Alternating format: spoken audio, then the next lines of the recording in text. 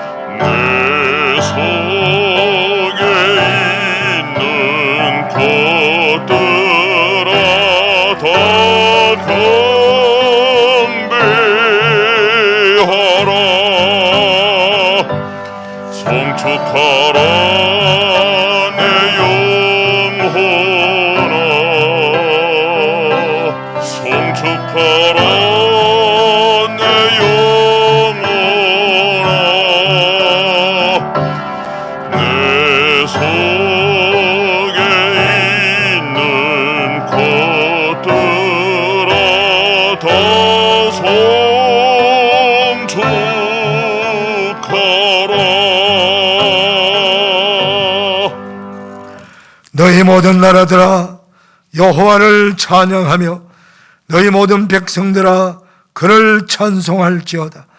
우리에게 행하신 여호와의 인자심이 크시고 여호와의 진실하심이 영원하미로다. 할렐루야. 영광과 존귀와 찬송을 영원토록 받으시기 합당하신 아버지 하나님, 지난 한 주간도 하나님의 백성들을 안전하게 지켜주시고 보호하여 주셨다가 거룩한 주일 복된 성령을 허락하셔서 하나님의 거룩한 성전에 나와 예배할 수 있도록 은혜 주시니 감사합니다. 또 가정에서 영성으로 예배하게 하시니 감사합니다.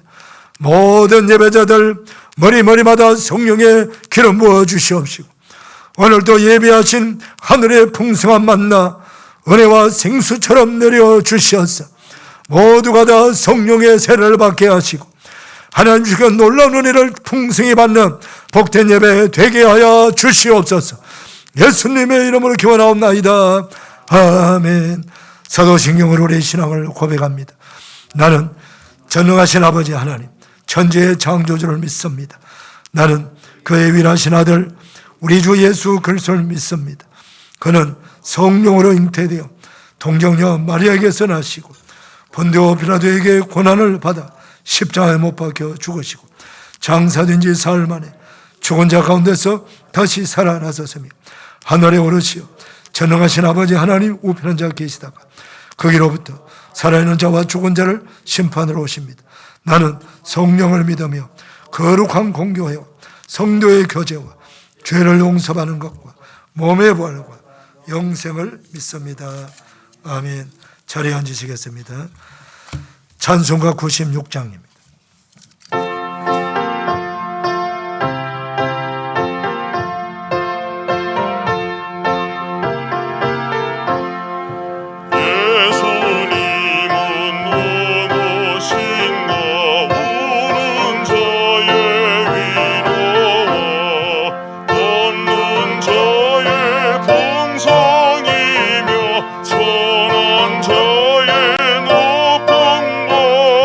저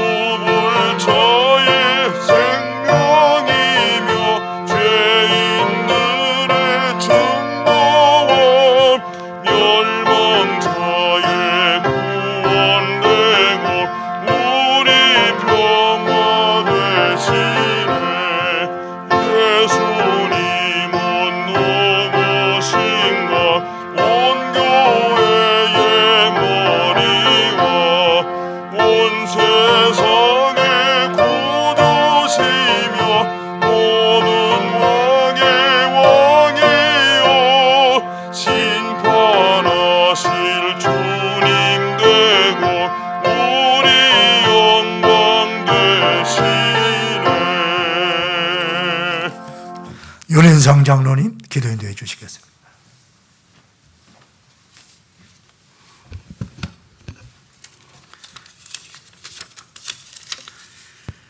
영원토록 찬양과 영광 받으시기 합당하시고 은혜와 사랑이 많으시고 신실하신 하나님 아버지, 지난 한 주 동안도 저희들을 주님의 은혜의 날개로 품어주시고 축복과 사랑받으며 살게 해주시어 감사드립니다.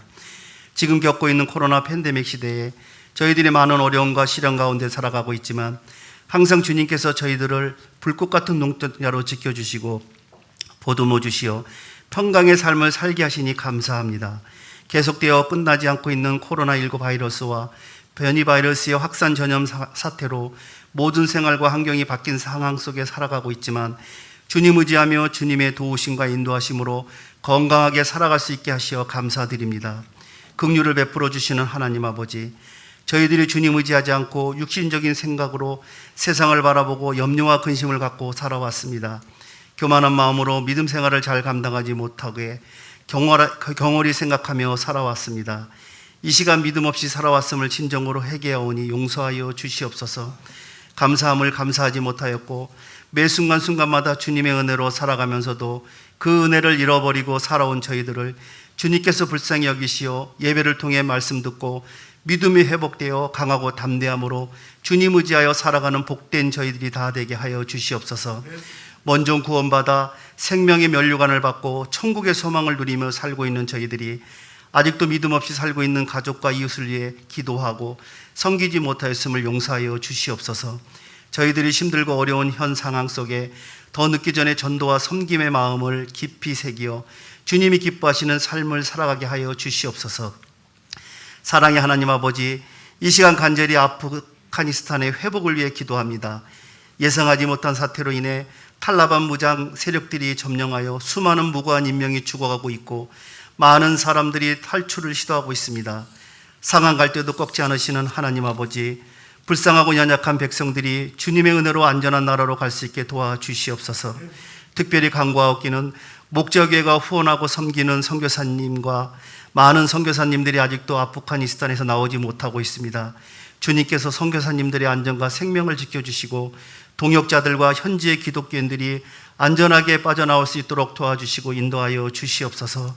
그래서 건강히 복음 사명 감당하게 하시고 주님이 귀하게 사용하시는 선교사님들이 다 되게 하여 주시옵소서. 주님이 은혜를 베풀어 주시어 이 나라가 하루속히 안정되게 하시고 더 이상 무고한 백성이 죽임을 당하고 핍박받는 일이 멈추어지게 하여 주시옵소서. 진행 중인 아동부 여름 성경학교와 청년부 여름 수련회를 축복하여 주시옵소서. 코로나로 인해 많은 제약과 어려움 속에 진행하지만 그 어느 때보다 많은 축복과 은혜가 가득 넘치는 풍성한 열매 맺는 여름 성경학교와 수련회가 되게 하여 주시옵소서. 여름 성경학교와 수련회를 통해 우리의 다음 세대들이 주님을 인격적으로 만나는 귀한 시간이 되게 하시고 꿈과 비전을 다지는 시간이 되게 하시어 담당 교육자들과 교사들을 축복하여 주시옵소서. 이 시간 주님께서 귀하게 사용하시는 담임 목사님을 축복하여 주시고 영육간의 강건함으로 지켜주시고 말씀 정하하실 때에 성령의 두루마기를 덧입혀 주시어 생명의 말씀을 전하시기에 부족함이 없게 하여 주시옵소서. 이 시간 생명의 말씀을 듣고 저희들의 영혼이 소생되어지는 기쁨과 은혜가 넘치게 하시옵소서.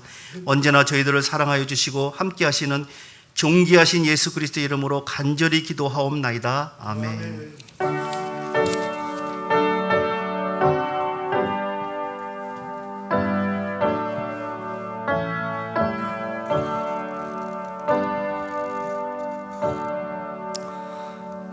봉헌 찬송 하나님께 올려드립니다.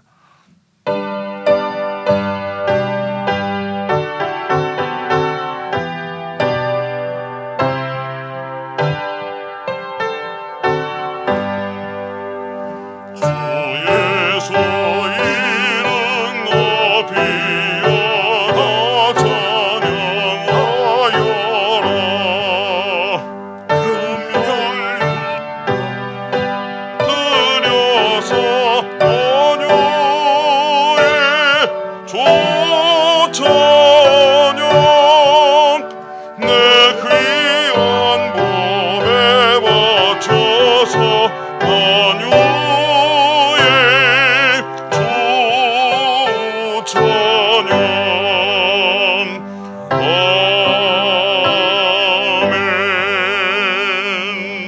준비하신 점을 하나님께 봉헌하는 시간입니다.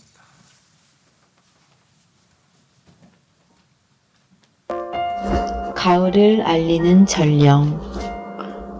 똑똑똑. 아침 창문을 두드리는 소리. 문을 열어보니 가을을 알리는 전령 찾아와 마음의 문 활짝 열고 창조주가 내려준 선물 받으라 한다. 무더위, 전염병, 힘겹게 여름 계절을 보낸 사람들에게 미소 지으며 찾아온 가을비. 살며시 내 머리에 손 얹고 토닥토닥 내 마음 어루만져 준다. 사랑하는 자들아, 내가 너희를 사랑한단다. 내가 너희와 함께 있단다. 내가 너희의 희망이란다. 주룩주룩 내리는 비 맞으며 거리로 달린다. 2021년 8월 29일 청리 김동환 목사.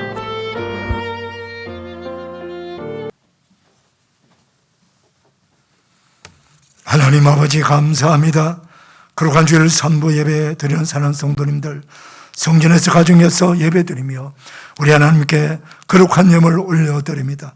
기쁘시게 받으셔서 영광을 거두어 주시고 드려진 이 헌금이 오늘도 지구 전 곳곳의 전쟁과 테러와 기근과 전염병으로 인해 고통당하는 저 수많은 나라와 백성들에게 복음을 전파하는 데 쓰여지는 거룩한 선교 헌금이 되게 하시고, 우리 아버지 하나님 전도 헌금이 되게 하시고 구제 헌금이 되게 하시고 예배와 경배와 찬양으로 영광 올려드리는 데 쓰여지게 하시고, 하나님의 말씀으로 양육하고 교육하여 다음 세대를 살리고 성도의 믿음을 굳건하게 세우는 데 쓰여지는 거룩한 헌금이 되게 하여 주옵소서.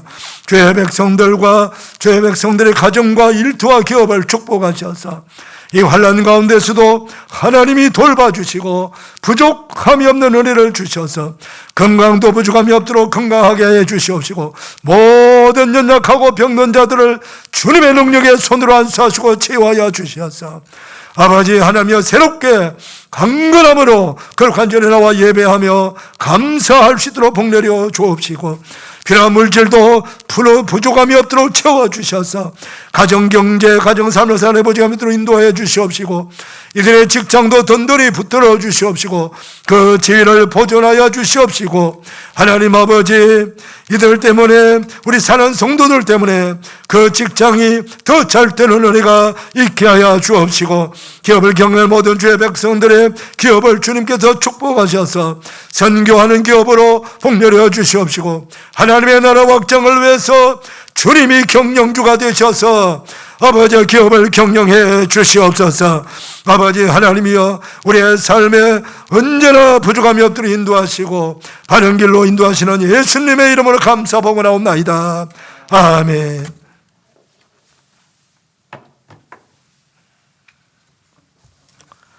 교회 소식 전합니다. 주보 봐주시고 화면 봐주시기를 바랍니다.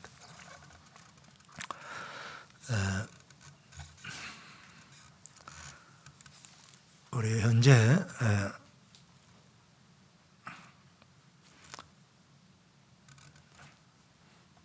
9월 성령으로 기도하는 21일 내일 금식 기도에 많이 동참해 주시기를 바랍니다. 내일부터 9월 19일까지입니다. 여러분들 주보에 나눠드렸죠. 중보 기도문과 또 신청서가 있습니다. 중보 기도문을 하루에 한 번이라도 읽을 수 있으신 분은 신청해 주면 됩니다. 그리고 금식도 여러분들 성령에 감동하시는 대로 일주일에 한 끼 금식해도 됩니다. 그래서 같이 기도를 모으는 것이 중요합니다. 지금은 참 위기 때고 기도할 일이 너무나도 많습니다. 그래서 하나님께서 우리에게 기도하기를 원하시니까 여러분들이 중보 기도하시면서 같이 이 작은 기도도 모아지면 큰 힘이 됩니다. 기도에 동참해 주시고 또 동참하겠다고 하는 신청서에 여러분들이 의사를 밝혀주시기를 부탁을 드립니다. 이번 주 토요일은 9월 월삭 새벽 예배가 있습니다. 예, 가족과 함께 아이들도 데리고 교회에 나오셔서 함께 월삭 새벽 예배 참여해 주시기를 부탁을 드립니다. 오늘 3부 예배 드리는 목자님들은 예배 후에 잠깐 앞자리로 모여주시면 고맙겠습니다. 아동부, 청년대학부 여름새학교 수련회가 오늘로 이제 마무리를 합니다. 끝까지 기도해 주시고 축복해 주시기를 바랍니다. 이번 주간 우리 김성일 목사님 수고하고요. 김장용 고춧가루 구입하실 분 신청 바랍니다. 우리 교회가 해마다 청정지역 태양초 고추 제일 좋은 거 준비해서 우리 교인들에게 값도 싸고 또 질도 좋은 것을 소개하고 있습니다.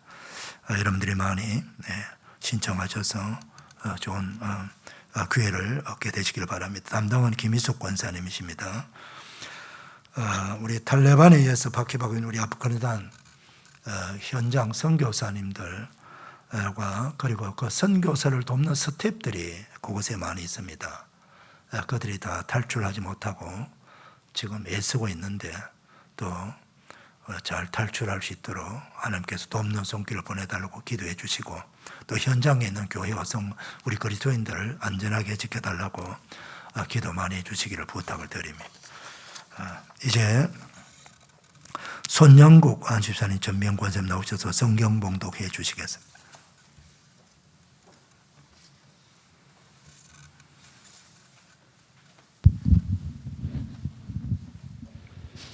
오늘의 말씀은 사도행전 4장 1절부터 12절 말씀입니다.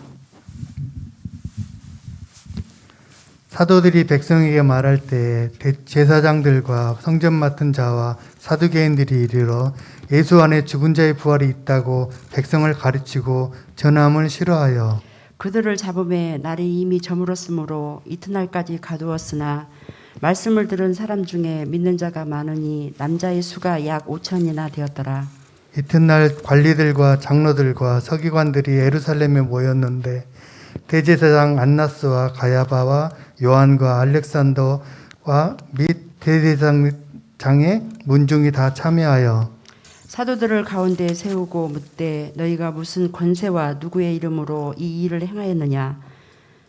이에 베드로가 성령이 충만하여 이르되 백성의 관리들과 장로들아 만일 병자에게 행한 착한 일에 대하여 이 사람이 어떻게 구원을 받았느냐고 오늘 우리에게 질문한다면 너희와 모든 이스라엘 백성들은 알라. 너희가 십자가에 못 박고 하나님이 죽은 자 가운데서 살리신 나사렛 예수 그리스도의 이름으로 이 사람이 건강하게 되어 너희 앞에 섰느니라. 이 예수는 너희 건축자들의 버림 돌로서 집 모퉁이의 머릿돌이 되었느니라. 다른 이로서는 구원을 받을 수 없나니 천하 사람 중에 구원을 받을 만한 다른 이름을 우리에게 주신 일이 없음이라 하였더라. 아멘. 거룩한 주일 3부 예배 드리는 여러분들을 주님의 이름으로 축복합니다. 우리 반갑습니다. 인사 나누겠습니다. 반갑습니다. 축복합니다. 은혜 받읍시다. 할렐루야. 성경은 기적의 이야기들로 가득 찬 책입니다. 이걸 다르게 표현한다면은 우리 사람들이 할 수 없는 우리 힘으로, 우리 지식으로, 우리 재능으로 할 수 없는 일들이 많이 있죠. 우리 개인적으로 또 가정적으로 국가적으로. 어쨌든 사람들이 다 모아서 아무리 힘을 모아서 한데도 할 수 없는 것, 그런 경우에 하나님께서 하나님의 권능으로 그 일을 해주시는 걸 말하는 것입니다. 이걸 가리켜서 기적이라고 하지요. 성경 바로 이런 기적 이야기들로 가득 찬 책입니다. 사도 베드로와 요한이 이제 성령 충만히 받고 계속해서 경건 생활 유지하고 그 성령 충만함을 기도로 유지하기 위해서 제9식 기도 시간에 성전에 올라가서 기도하러 올라가는데 그 성전 니카노르 문이라고 하는 그 황금문으로 된 그 아름다운 미문, 그 문으로 들어가는데 그곳에 앉아서 구걸 하고 있는 이 안전뱅이, 선천성 안전뱅이죠. 이 안전뱅이를 예수 그리스도의 이름으로 이렇게 세웠지 않습니까? 그랬더니 이 안전뱅이가 얼마나 놀라고 기쁘고 정말 즐겁고 감사한지 막 뛰기도 하고 걷기도 하면서 그 성전에 겉으로 들어가고 보고 싶었던 그 성전에 들어가서 막 춤을 추면서 하나님을 찬양하죠. 그런데 그 장면을 보고 있던 그 성전 안에 있는 많은 사람들이 저 사람 누구지? 저 사람 우리 조금 전에 성전에 올라올 때에 그 미문 앞에 앉아서 구글 하던 그 안전뱅이 아닌가? 그런데 어떻게 저 안전뱅이가 저렇게 일어나서 막 춤을 추면서 하나님을 찬양할 수 있지? 너무나도 놀라운 일이야. 이건 정말 기적이구나. 어떻게 저런 일이 일어날 수 있지? 그래서 궁금해서 사람들이 그 사람에게 모여들기 시작합니다. 그러자 이 사람이 조금 불안했던지 자신을 이렇게 세웠던 사도 베드로와 요한 곁으로 가까이 옵니다. 그때 사도 요한과 베드로가 바로 솔로몬 행각에 있었거든요. 솔로몬 행각이라고 하는 것은 바로 지붕은 있는데 옆으로 다 터져 있는 마치 복도 같은, 성전이 워낙 크니까 성전을 이곳으로 저곳으로 다니는 복도 같은 그런 곳이에요. 그곳에 서 있는데 그곳에 사람들이 쫙 몰려드는 거예요. 몰려든 사람들이 하나같이 누구를 쳐다봅니까? 그 선천성 장애인이었다가 일어나서 멀쩡하게 온전하게 치유받은 그 사람 얼굴도 보고, 또 베드로 얼굴도 쳐다보고 요한 얼굴도 쳐다보고, 얼굴을 그 세 사람 얼굴을 쳐다보면서 막 경외함을 갖는 그런 모습을 하고 있는 거예요. 그러자 베드로 사도가 이러다가 이 사람을 일으킨 것이 바로 우리로 알고 우리가 영광을 받게 생겼구나. 그래서 거기 모인 사람들에게 담대하게 외칩니다. 이스라엘 사람들아, 이 일을 왜 놀랍게 여기느냐? 우리 개인의 권능과 경건함으로 이 사람을 걷게 한 것처럼 왜 우리를 주목하느냐? 그렇게 말하면서 바로 이 사람을 일으켜 세워준 그 나사렛 예수 그리스도, 부활하신 예수님을 증거하기 시작을 하는 것입니다. 우리 말씀을 직접 우리 한번 살펴보겠습니다. 사도행전 3장 13절에서 16절 말씀입니다. 자, 같이 한번 읽겠습니다. 시작. 아브라함과 이삭과 야곱의 하나님 곧 우리 조상의 하나님이 그의 종 예수를 영원롭게 하셨느니라. 너희가 그를 넘겨주고 빌로드가 놓아주기로 결의한 것을 너희가 그 앞에서 거부하였으니 너희가 거룩하고도 의로운 일을 거부하고 도리어 살해한 사람을 놓아주기를 구하여 생명의 주를 죽였도다. 그러나 하나님이 죽은 자 가운데서 그를 살리셨으니 우리가 이 일의 증인이라. 그 이름을 믿음으로 그 이름이 너희가 보고 아는 이 사람을 승하게 하였나니 예수를 말미암은 믿음이 너희 모든 사람 앞에서 같이 완전히 낫게 하였느니라.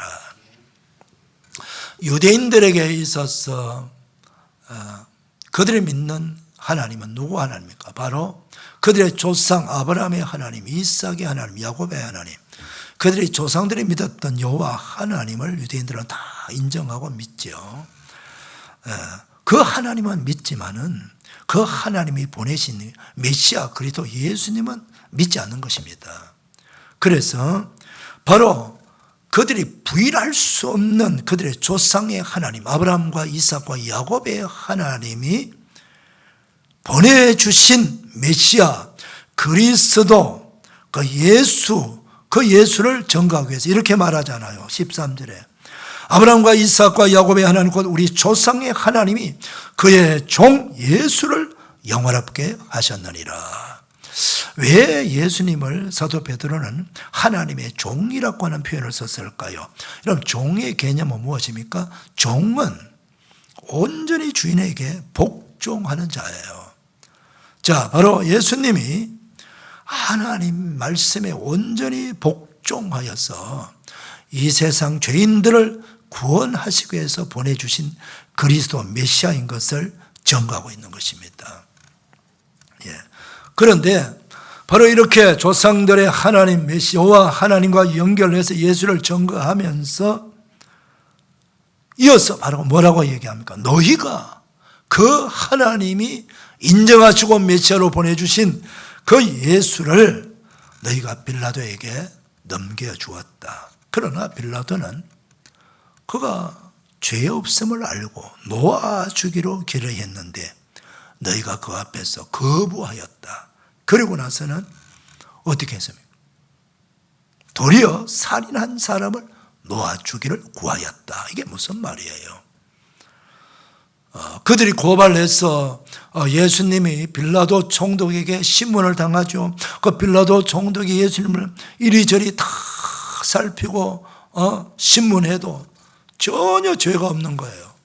그래서 죄 없는 사람을, 이 로마는 법의 나라인데 이 법의 나라인 로마가 죄 없는 사람을 징치하고 형벌을 가하는 것은 있을 수 없는 거예요. 그래서 이건 이 사람이 죄 없는데 어떻게 내가 이 사람을 죄의 형벌을 물을 수 있느냐? 풀어주려고 했죠. 놓아주려고 했는데 유대인들이 벌떼처럼 일어나가지고 십자가에 못 박아 죽이라고. 그러니까 마침 6월절이니까 6월절 특사가 있잖아요. 그래서 총독의 명의로 특사 한 명을 풀어줄 수 있거든요. 그래서 이 기회를 타서 빌라도는 죄 없는 저 나사렛 예수를 풀어주려고 했는데, 아니 이것조차도 거부하고 반대하면서 나사렛 예수는 십자가에 못 박아 죽이라고 도리어 살인 강도 이 바라바를 풀어달라고 요청하는 거예요. 지금 그 얘기를 하고 있는 거예요. 너희가 거룩하고도 의로운 일을 거부하고 도리어 살인한 사람을 놓아주기를 구하여 생명의 주를 죽였도다. 그러나 하나님이 죽은 자 가운데서 그를 살리셨으니 우리가 바로 일의 증인이다. 그 이름을 믿음으로 그 이름이 너희가 보너 아는 이 사람을 성하게 하였다. 온전하게 하였나니 예수로 말미암아 난 믿음이 너희 모든 사람 앞에서 이같이 완전히 낫게 하였느니라. 그렇게 담대하게 예수 그리스도의 복음을 전파한 것입니다. 여기서 중요한 메시지가 뭐냐? 예수로 말미암아 난 믿음이 이같이 완전히 낫게 하였느니라. 이 말씀이에요. 우리 한번 따라해 볼까요? 예수로 말미암아 난 믿음. 예수로 말미암아 난 믿음. 바로 이 믿음이 완전히 낫게 하였다라고 증거하고 있는 것입니다. 우리 다 믿음을 가지고 있고 믿음 생활하고 있지 않습니까? 그래서 우리를 신자라 그럽니다. 그런데 믿음을 말할 때 두 가지 믿음을 가진 것을 우리가 구별할 수 있어요. 어떤 사람들은 내가 예수님을 믿어요. 믿는데 내 의지로 예수님을 믿는 사람이 있어요.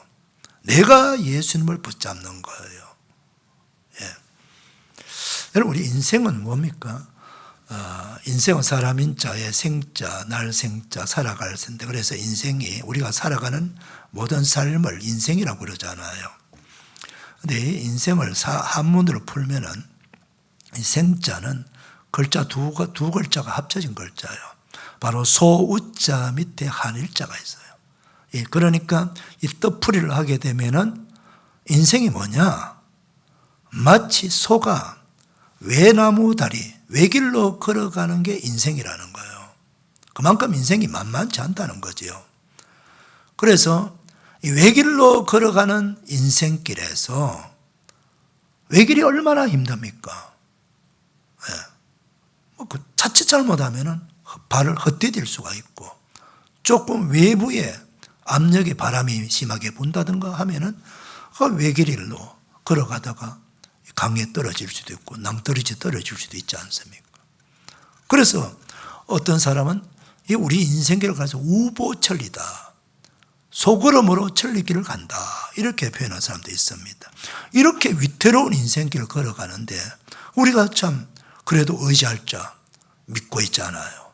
그런데 우리가 예수님을 믿잖아요. 그 예수님을 인생길을 걸어가면서 내가 꼭 그의 옷자락을 그를 꼭 붙잡고 내가 걸어가는 거예요. 근데 걸어가다 보니까 외길이니까 이게 바람이 심하게 불면 휘청휘청하고 그러는 거예요. 막 물질의 태풍이 불고, 질병의 태풍이 불고, 인간관계의 태풍이 불고, 가정의 여러 가지 인생의 문제로 태풍이 불면은 내 인생이 길이 말이야 휘청휘청하고 금방 떨어질 것 같은 거예요. 그럴 때 내 힘이 부족해가지고 그 붙잡았던 내 손을 놓아버리면 어떻게 되나요? 툭 떨어지겠죠. 낭떨어져요. 그러면은 지금까지 그 믿음이 내 손의 힘에 의해서 붙잡고 있었던 믿음이에요. 그건 무슨 믿음입니까? 나로 말미암아 난 믿음이요. 나로 말미암아 믿음. 이 나로 말미암아 믿음은 한계가 있어요. 세상 바람 불어보면 이건 언제든지 힘이 부족하니까 떨어질 수 있는 거예요. 그런데 여러분, 우리가 믿는 믿음은 나로 말미암아 믿음이 아니에요. 예수로 말미암아 믿음이 뭐냐? 내가 예수님을 붙잡고 있는 것이 아니라 예수님이 나를 붙잡고 있는 거예요. 예수님이 나를 붙잡고 있기 때문에 아무리 인생의 바람이 불어도 내가 막 금방 낭떠러지 떨어질 것 같고 외길 걸어가는데 휘청해서 밀릴 것 같고 내 인생이 끝날 것 같지만은 그리 되지 않는 것은 예수님이 나를 붙들고 계시기 때문입니다, 여러분. 이게 바로 예수로 말미암는 믿음이라는 거예요. 사랑하는 성도 여러분, 나로 말미암아 여러분들로 말미암아 믿음이 아니고 예수로 말미암아 믿음 생활하는 것을 꼭 기억하시기를 축원합니다.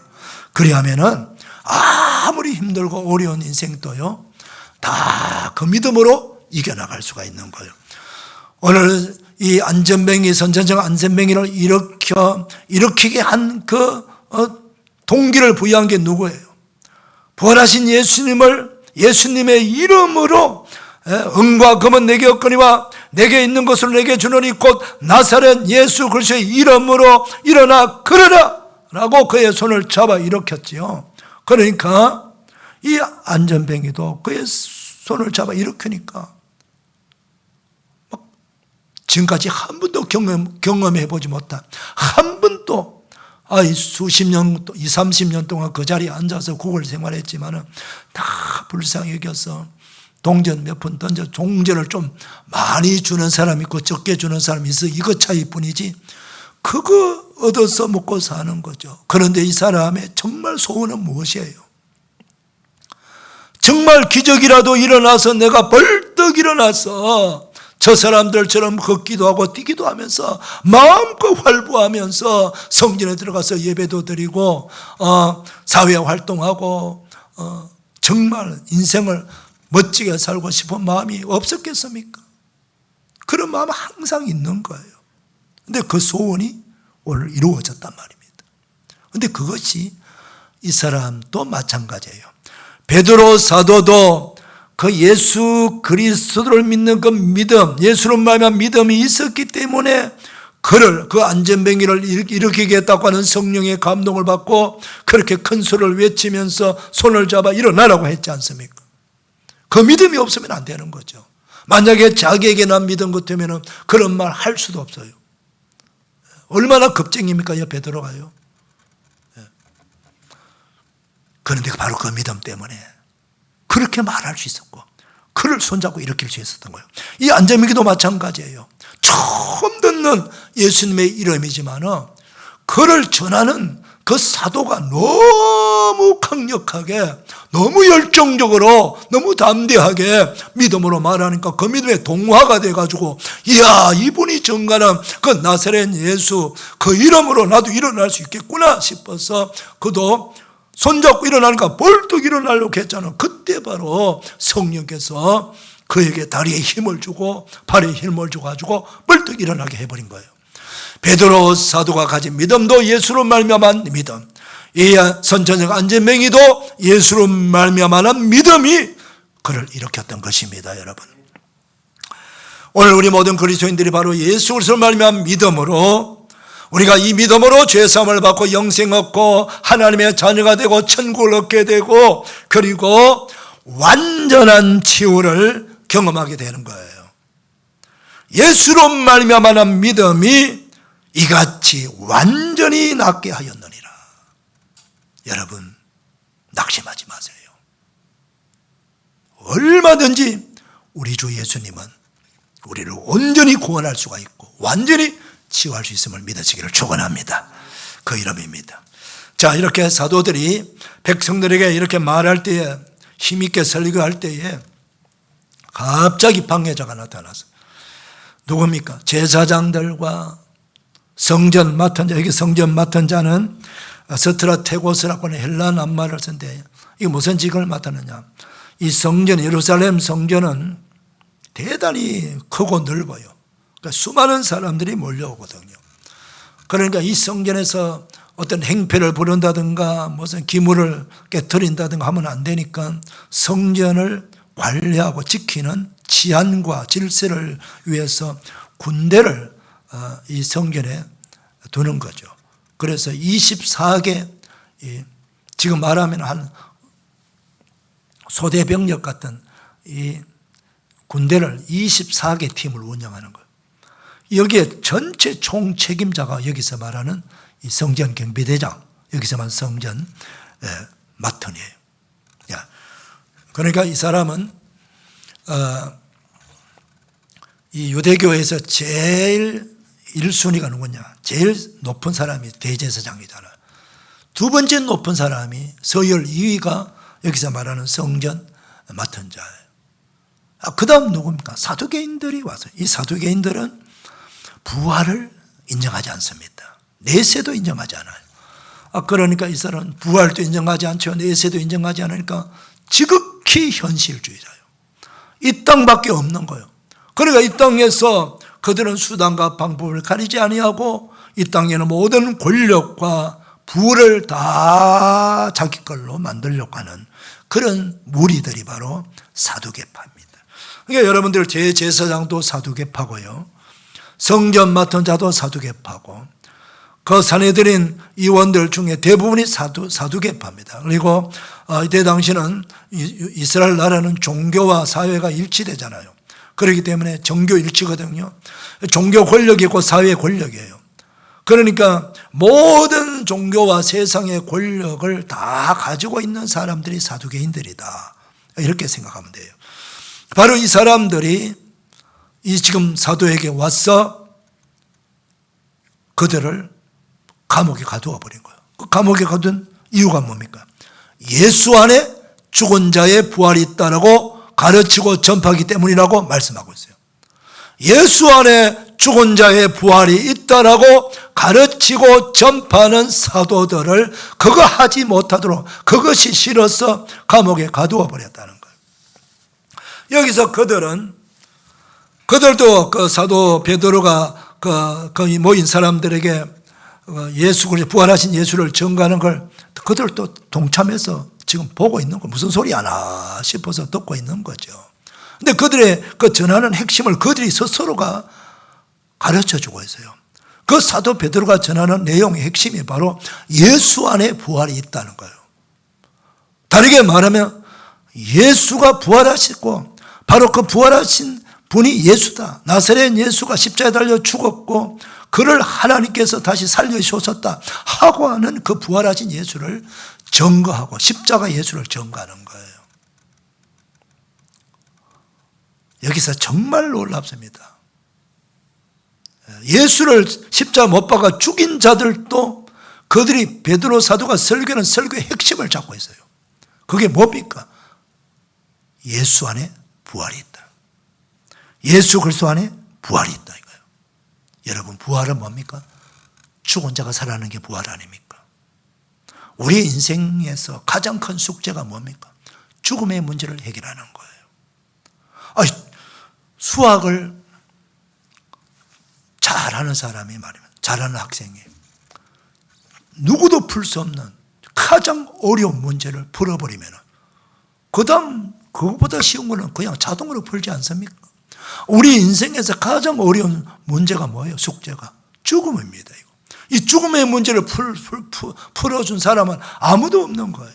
그런데 이 죽음의 문제를 푼 분이 바로 예수님 아닙니까, 여러분? 바로 예수님이 죽었다가 사흘 만에 다시 살아났지 않습니까?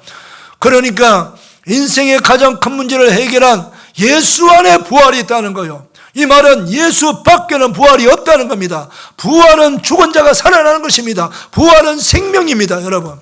그러니까 예수 밖에는 부활도 생명도 아무것도 없다는 겁니다. 죽음밖에 없다면 우리 인생은 허무하고 죽음으로 끝나는 겁니다. 예수 없는 인생은 죽음으로 끝나는 인생이에요. 그러니까 허무한 거예요. 소망이 없는 거예요. 그러나 예수 안에 있는 자들은 예수님이 주시는 놀라운 부활의 생명을 얻게 되고 그 부활로 우리는 영생을 얻게 되고 우리는 소망을 가지고 이 땅에서 살아갈 수 있는 그런 복된 사람이 되는 것입니다. 여러분, 잊지 마시기를 바랍니다. 예수 안에 부활이 있다. 한번 따라합시다. 예수 안에 부활이 있다. 믿으시기를 바랍니다. 그래서 우리가 믿는 예수님이 얼마나 우리에게 소중한 존재인 것을 알아야 됩니다. 자, 이렇게 실어서 감옥에 가두어 버리고 그 다음날 아침이 되니까 대제사장 비롯해서 이 성전 맡은 자, 사두개인들, 장로들, 그때 당시에 모든 권력을 가진 자들이 다 대제사장 집에 모였어요. 모여가지고 그 2명의 사도를 가운데 세워놓고 심문을 합니다. 그 심문한 내용이 무엇입니까? 너희가 무슨 권세와 누구의 이름으로 이 일을 행하였느냐 이거예요. 그 일이 무슨 일입니까? 바로 안전병기를 일으킨 일이에요. 그러니까 이 권력에 도취되어 버린 사람은요, 권력에 도취되어 버리면은 사람이 안 보이는 거예요. 천하 모든 사람들이 자기 눈안에 다 보이는 거예요. 우리 허락 없이 아무 일도 못한다는 겁니다. 무슨 일이든 우리 허락을 받아야 된다는 거예요. 이 세상에서 너희들 마음대로 못한다는 거예요. 권력을 갖고 있는 우리 허락을 받지 않고서는 아무 일도 못한다는 거예요. 왜 안전병기를 우리 허락 없이 일으켰느냐는 그 말이에요. 기가 막히지 않습니까, 여러분? 베드로 사도가 올라갈 때 올라가기 전부터 계획을 세우고 올라갔나요? 아니에요. 그냥 기도하러 올라가다가 성령께서 감동을 주셔가지고 가진 건 없고 구제할 구제금은 없고 하니까 그때 바로 베드로야, 너가 저 안전병기를 일으켜라. 성령의 음성을 들었겠죠. 그러니까 우리를 보라. 은과 금은 내게 없거니와 내게 있는 것을 내게 주느니 곧 나사렛 예수 그리스도의 이름으로 일어나 걸으라 하면서 그의 손을 잡아 일으키니까 놀라운 기적이 일어났지 않습니까? 여러분, 누구한테 물어보고 그 일을 합니까? 하나님이 원하시고 성령이 원하셔서 순종해서 하는 일인데 말입니다. 세상의 권력을 가진 자들이 착각하는 게 뭐냐? 우리가 가지고 있는 권력은 모든 걸 다 할 수 있다고 착각하는 거예요. 세상에 재물이 많은 자는 우리가 가진 돈으로 모든 걸 할 수 있다고 착각하는 거예요. 여러분, 권력도 재물도 할 수 없는 게 너무나도 많다는 걸 알아야 돼요. 죽은 자를 살릴 수가 있나요? 안전병 일으킬 수 있나요? 불치병자를 일으킬 수 있나요? 어림도 없는 얘기예요. 자, 그렇게 물으니까 베드로 사도가 어떻게 대답합니까? 우리 9절에서 12절까지 한번 읽어볼까요? 자, 9절 12절 시작.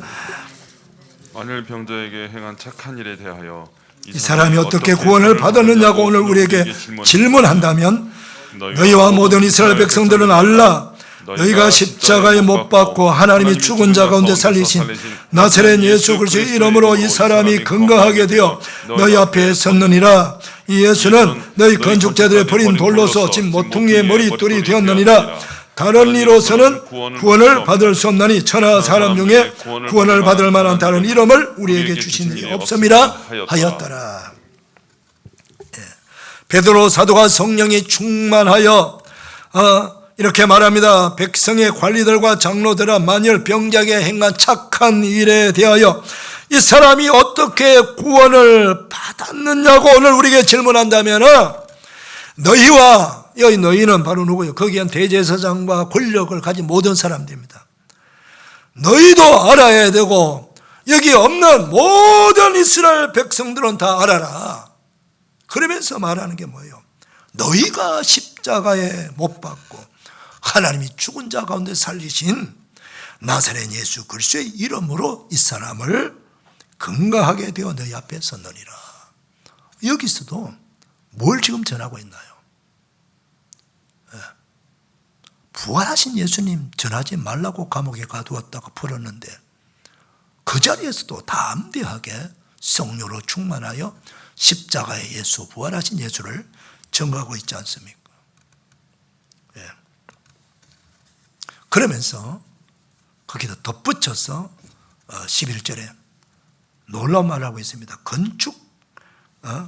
이 예수는 너희 건축자들의 버린 돌로서 진 모퉁이의 머릿돌이 되었느니라. 이 말씀은요, 시편 118편 22절 23절에 나오는 말씀을 채택한 거예요. 이 말씀 누가 시편 118편은 다윗이 왕이 되고 난 후에 하나님 앞에 감사와 찬송하기 위해서 지은 시예요. 이 다윗이 건축자들의 버린 돌로서, 이게 표현이 누구냐? 건축자가 버린 돌이 다윗 자신이라는 겁니다. 그럼 건축자는 누굽니까? 사울왕이라는 거예요.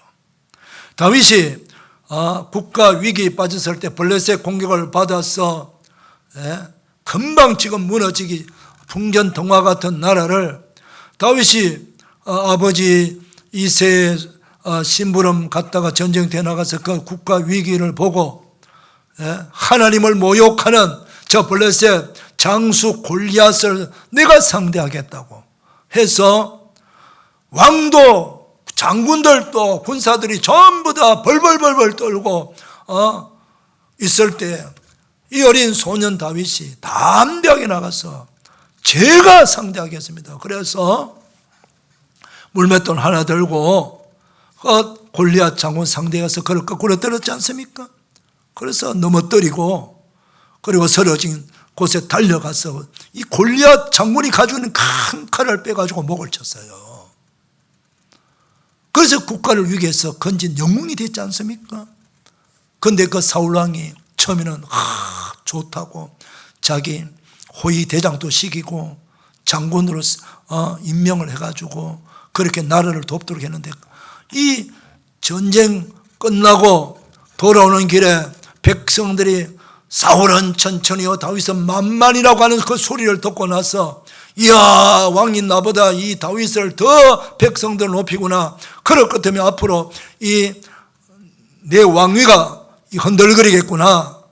그래서 적은 두면 안 되겠다 해서 다윗을 이 정치 라이벌로 생각하고 저걸 죽여야 되겠다고 해서 그때부터 다윗은 사울왕이 3,000명 특공대를 만들어 가지고 자기가 직접 앞장서서 10년 동안 다윗 죽이려고 그렇게 했지 않습니까? 그런데 하나님은 진작 다윗을 죽이려 했던 사울이 죽게 되고 다윗이 사울을 이어서 이스라엘 왕이 되잖아요. 그래서 이런 경험을 한 다윗이 고백한 시가 바로 이 시예요.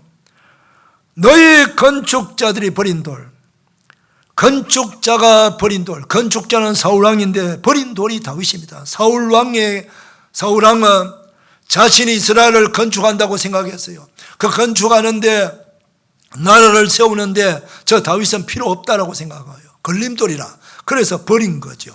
그런데 그래 버려진 돌을 다윗이 하나님이 이스라엘을 세우는 주춧돌로 삼았다는 거예요.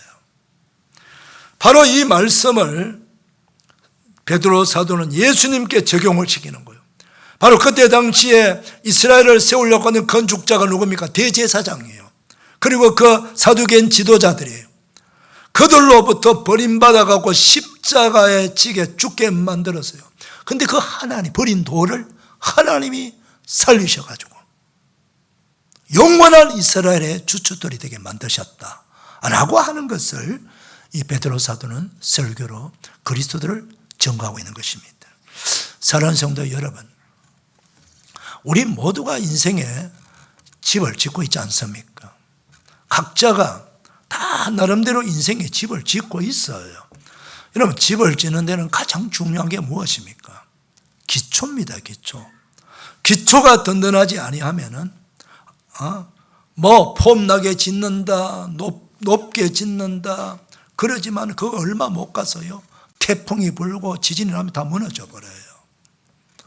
기초가 흔들리면 위로 올라가는 것은 다 무너지게 돼 있어요. 혹시 우리 가운데 여러분이 가지고 있는 어떤 권세가 있어 그 권세가 여러분의 인생을 짚는 기초석이 됩니까? 아니면은 여러분이 조금 가지고 있는 그 재물이 여러분의 인생의 집을 짓는 기초석이 됩니까?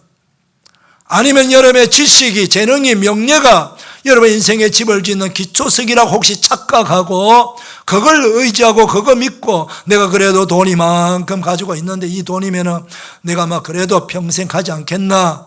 자손들까지 물려주지 않겠나? 내가 이만큼 실력이 있는데 내가 정치력이 있는데 내가 그래도 권세가 있는데 뭘 이런 걸 가지고 세상 걸 가지고 혹시 내 인생의 기초석으로 생각하고 집을 짓고 있는 착각하고 있지 않는지 모르겠습니다. 여러분 착각하지 마시길 바랍니다. 그것은 여러분들이 얼마든지 무너질 수 있다는 겁니다. 이 세상에 바람이 불면은 그 바람이 돌풍이 불 수가 있고요, 강력한 태풍이 될 수 있고 지진을 동반한 바람이 불 수 있어요. 그 바람에 여러분이 가진 그 권력이, 재산이, 지식이, 재능이, 그 명예가 그걸 지킬 수 있을 것 같습니까? 어림도 없는 얘기예요. 다 무너집니다, 여러분. 바꾸시길 바랍니다. 여러분, 우리 인생의 집은요, 반석, 영원히 흔들리지 아니하는 반석 대신 예수님을 믿는 그 믿음이, 그 믿음으로 예수 그리스도로 우리의 인생의 집을 지으셔야 됩니다. 그리하면은 아무리 질병이라는 태풍, 경제적인 태풍, 인생이란 문제 태풍, 여러 가지 태풍이 불어와도 괜찮아요. 흔들흔들 하다가도 굳건하게 서 있습니다. 믿으시기를 축원합니다. 마지막 우리 12절 말씀 같이 한번 읽겠습니다. 시작. 다른 이로서는 구원을 받을 수 없나니 천하 사람 중에 구원을 받을 만한 다른 이름을 우리에게 주신 이 없습니다. 예수 그리스도만이 유일한 구원자요 온전한 치유자요 우리 인생의 목자라고 지금 말하는 것입니다. 수많은 종교가 있고 우리 귀를 혼란스럽게 만들고 우리 시선을 혼란스럽게 만드는 것들이 세상에 많이 있습니다. 그러나 우리가 그런데 흔들리면 안 됩니다. 지금 우리 코로나 때문에 얼마나 지금 힘들어하고 있습니까? 이 코로나 때문에 신앙생활 뿌리채 뽑힌 자들이 많습니다, 여러분.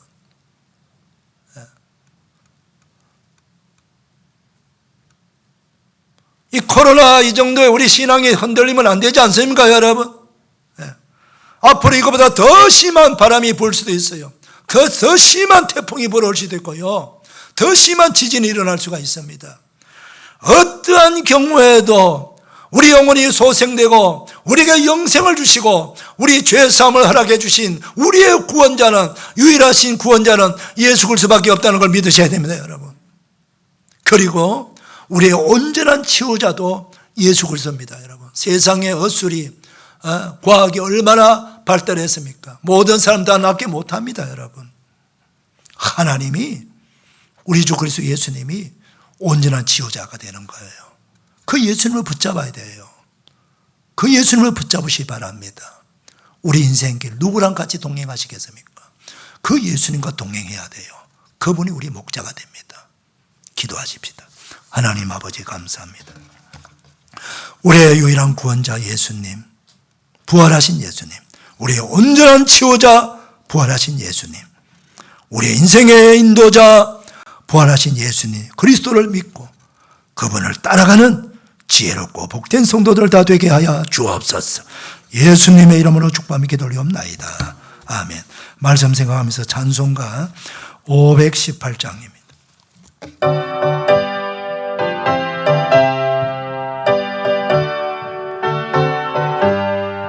깊은 소리 들리니 예수 구원하신다. 만민에게 전하라. 예수 구원하신다. 주님 영원하시니 산을 넘고 물 건너 새 세상에 전하라. 예수 구원하신다. 바다들아 외쳐라. 예수 죄인 들으라 예수 구원하신다. 모든 사마 일어나 메아리 쳐울려라. 복음 중에 복음은 예수 구원하신다. 환난 중에 하는 말 예수 구원하신다. 다시 살아나시어 예수 구원하신다. 지은 죄로 인하여 슬픈 마음이 있어도 손들 때에 내 예수 구원하신다. 사람들아 외쳐라 예수 구원하신다. 기뻐하라 나라들 예수 구원하신다. 구원하는 복음을 산과 들에 전하라. 우리들의 성전과 예수 구원하신다. 예배 후에 목자님들을 잠깐 한 1분간 앞에 한 자리해 주시기 바랍니다. 이제는 우리 구주 예수 그리스도의 은혜와 하나님 아버지의 청량할 수 없는 사랑과 성령님의 감동으로 격려 축복 치유하시며 거룩한 주일 3부 예배 나와 예배드릴 모든 주의 백성들과 그 가정들 위해 기도하는 소원 위에 우리 선교사들 위해 군에 가 있는 우리 자녀들, 병생에 있는 환우들, 해외에 있는 우리 교인들, 지방에 있는 우리 교인들 위해 오늘 말씀의 축복 그대로 다 이루어 주시기를 간절히 축복하며 축원하옵나이다. 아멘.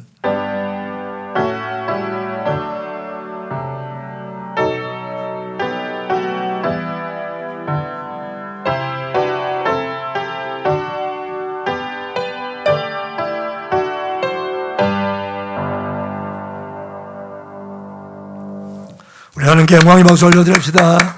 할렐루야. 자, 여러분 모두 한 주간 대 승리하시길 바랍니다.